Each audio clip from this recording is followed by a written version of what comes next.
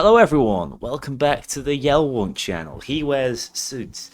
In all seriousness, it's boiling hot, but I'm wearing this for a good reason, which you'll eventually find out. Not in this video though. Sorry it's taken me so long. The recording room is so warm. You guys don't want to see me with no clothes on. Well, I assume you don't. So that's why Yelwonkk's been on the back burner, although I've really wanted to do what is a sort of lore exploration within Payday 3 for a while. I think this channel is the best place to do it, because as you know, on the Noli channel, we made the Story of Payday 3 video covering the initial launch set of heists, and I never touched it again. Mostly just because I thought the narrative was really poorly put together. But as of update 3.6, it looks like they're going to work on that, and what we might end up seeing is some sort of fully retconned story. So, the reason I say this is because we got a brand new tutorial added involving Houston and Shade. There's some confusion as to when this is set, what it's all about. It's absolutely set prior to the events of Payday 3. There's a few clues for that, the first of which being the fact that Houston and Shade clearly have only recently met, they don't particularly know each other. A few of the things Houston says, the fact that he isn't wearing his original mask, it's absolutely intended to be in the gap between Payday 3 and 2. In fact, I think it's relatively close to the start of Payday 3 when, of course, there were those assassination attempts. I don't think that's getting retconned, I think that will absolutely still happen. But the setup for it is likely going to be slightly different, and it's going to thread through from what happens here with Houston, in my opinion. So, what's happening here? Shade is guiding Houston through a first world bank heist. It's obviously intended to be some sort of stealth hit. They've been working together for a couple of months. It is a really interesting setup. Everyone's praised the banter they have back and forth, sort of world and character building's much better. But from a purely narrative standpoint, does this make any sense? Should they have this relationship? From my perspective, I don't see why not. We know Shade is some sort of associate of Bane's. They know each other through CrimeNet, which Bane set up. Shade still being involved with that makes sense, and actually Houston wanting to be involved with that also makes sense for his character. One of the few guys, no matter which ending you consider to be canon, absolutely seemed to still be tied to a sort of life of crime. He always was, more so even than his brother Dallas. I think in his rumors and stories ending, he actually goes off to Mexico and he's still brokering criminal trades and things. So he never necessarily left the world of crime, and so this desire to go back to heisting, I don't think it's necessarily led by a need for money or revenge, as was the sort of the plot of Payday 3. I do think it makes sense that he would be here and that he's working with Shade. She's a connection through CrimeNet. Their relationship, or lack of relationship, is a little bit evident here. The fact that he doesn't know what her deal is. Should he? Has Bane mentioned her before? Dallas mentions it somewhere in a cutscene that yes, he's heard of Shade, but doesn't know all that much about her. Houston's not the kind of guy, from what we've seen historically, to hold really strong relationships. I mean, I think the implication is he's also sort of lost contact with his brother in these intervening years. Dallas is really bothered when he hears that Houston's been captured, but yeah, I think Houston being here in this setting all can make sense. It obviously wasn't the initial setup, but it can flow through to some of the narrative pieces we already have set up. Obviously, the elephant in the room is Houston Breakout, and it still works as a prologue, I should say, not a prelude, but a prologue to the narrative of Payday 3. Back onto the heist itself, though, what happens? Well, Houston succeeds, everything goes loud, he fights some cops off, and then he gets in the van with who he expects to be Twitch. I don't know, maybe Twitch really is a code name and not a person. And it's not Twitch, it's some other guy covered in tattoos who you kind of meant to assume shoots him in the head based on how his mask breaks. That obviously doesn't happen. Houston doesn't die here. We're going to see him later in the story. We literally rescue him from prison. But it begs a bunch of questions, like, who the hell is that guy with the slowly loading in tattoos? The cutscenes bugged me a little bit. I do think they're much better than what we had previously, but they're just a little janky and rough around the edges. I hope they can improve them for more of the narrative stuff they want to do. But I assume he is some sort of gangster, assassin, mobster tied to the initial Concord assassinations. Shade is very unlikely to be a part of it. That's a theory I've seen flying around. Maybe she was a traitor and she betrayed the gang. No, I don't think it was a setup. I think they got caught out in their heist.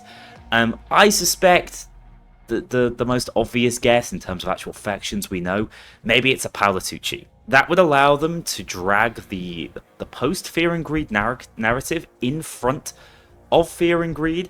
It allows them to tie up the Palatucci narrative to what's going on with the wider picture with Concord.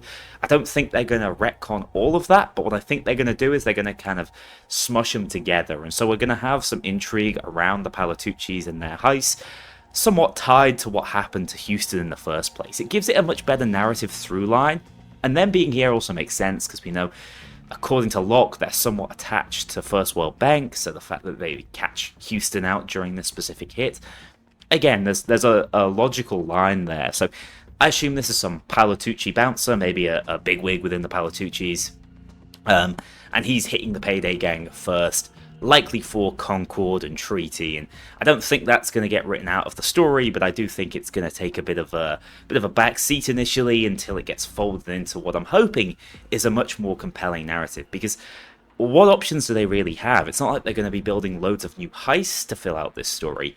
What they have is the heists up until Fear and Greed from a narrative sort of chronological standpoint, and they've got to try and fit in something a little bit more compelling. So that's why my assumption is they're going to go back and add things like Shopping Spree and Party Powder into that timeline, instead of having it post that timeline where it doesn't make much sense for the guys to be heisting. Then if they can round off that narrative nicely and give it a sort of satisfying conclusion, they can possibly set up the future of Payday 3 in a more interesting way, as opposed to it languishing as it is right now. So, yeah, that's my... I'm just taking a quick glance across. Why have I got the Dragon files open? Oh, yeah.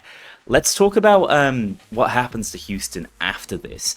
Why, if this is the Palatuccis and they're bringing them in, they hand them over to the police, assumedly. I don't know. We know there's some corrupt cops within the force, and the mob has connections there. We know Concord has connections, and his whole plan, by the way, after we royally piss him off through the original 8 heists and Touch the Sky specifically, his whole plan is to get revenge on the gang by getting Houston into one of the prisons he owns and runs, and basically getting him shanked in the shower.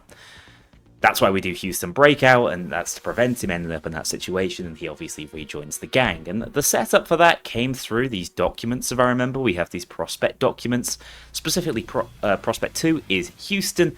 For the most part, this is all fluff, but there are some interesting questions it raises in terms of him being here in the tutorial and what happens afterwards. So there's things like the background on Franklin Steele. None of this is going to be all that interesting, only the fact that he's wanted for tax evasion, fraud, and grand larceny. One of the most confusing things about this is, like, Houston is wanted for crimes that are obviously connected to the Payday gang, but he is quite explicitly not wanted for his connection to the Payday gang. There wouldn't be a trial if it was related to the Payday gang, right? He is meant to be some sort of third party outside of that, but if we see the crimes, grand theft, vandalism, destruction of property, assumedly that's a lot of the Year 1 stuff. That's your bank heist, your force stores, your mall crasher, obviously, with destruction of property, suspected voter interference, murder, vandalization. Voter interference is election day, that makes sense, that lines up with 2014. Production and distribution of controlled substances. I actually think this might be Cook-Off, like standalone 2015 Cook-Off. Quiet Hill, Washington, yeah, that could make sense. That might be a Silent Hill reference, I don't know. Those are the crimes he's wanted for. They're all Payday gang crimes, but he is not specifically associated with the Payday gang here. Even when we catch him on camera, it's funny, he's actually wearing the Houston mask. But nowhere in the transcripts regarding the interrogation is it like you are wanted as a member of the Payday gang. It's just grand larceny, tax evasion. Like, the crimes don't fit the bill. So, the implication, I think, is that Houston has been working for a period outside the Payday gang, maybe with Shade, maybe with other handlers. He's done a fair few crimes in that intervening period, and he's been sort of caught and held on suspicion of those, in addition to these historic charges, which are Payday gang connected, obviously, but maybe the New York prosecution doesn't realize that. So he's effectively wanted for the things he did in between the two games, when he got bored, when he was fed up of retirement. A little bit like Wolf, I suppose. And the interrogation goes through all of that. It's an interesting read. I don't think the Dragon Files nailed it, but some of these like suspect files are quite interesting for like Jacket, Clover, and Houston. But that's sort of where it ends. His assumption is, oh, these crimes aren't significant enough, I'm going to push for bail. Bail was denied, and so he ends up in the courtroom and breaking his hand on the judge's face or whatever it is he does. And then the Payday gang rescue him. He rejoins the crew, and I think that's exactly how that's all going to play out. But the setup, I think, is going to be that he was caught by some sort of sting operation, not by the cops, but by a sort of collaboration between the mob and Concord, and that's how they intended to catch their first guy for assassination. Why didn't they just kill him outright? Oh, I don't know. They're going to have to try and find an interesting way to write that in, because the implication is that all the other crew members they tried to fully kill. I mean, Locke lost an eye in the attack. It's not like they were going easy on them and just trying to get the cops on their trail. So I don't know how they write that in. I don't know whether he was meant to be a sort of scapegoat or bait to get guys like Dallas involved. That would probably be the way I would write it. But we'll see how it proceeds from here. I'm really excited they're going to have another stab at the story, because I think it has some really good strands, but it wastes so many of them early on. Garnet, for example, totally wasted, dead by the end of the first 8 heists, but he was set up in Payday 2 as a proper antagonist, but instead he was just sort of a whiny little kid. Same with Shark, right? Patricia Shark, she didn't do all that much. We were used to Payday narratives lasting years and years, not being encapsulated in a single game and then fizzling out, as we saw with the Concord narrative.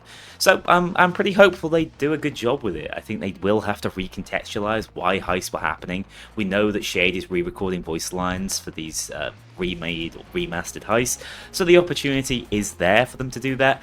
And like I said, I'm relatively optimistic they'll do something more interesting with it this time around. Let me know what sort of things you would like to see. Does my reading of the narrative here make sense to you? I know it's a little bit confusing, and I think a little bit like what's happened with the crime bonds. There's not much context for what's happening. Updates are happening so incrementally at this point.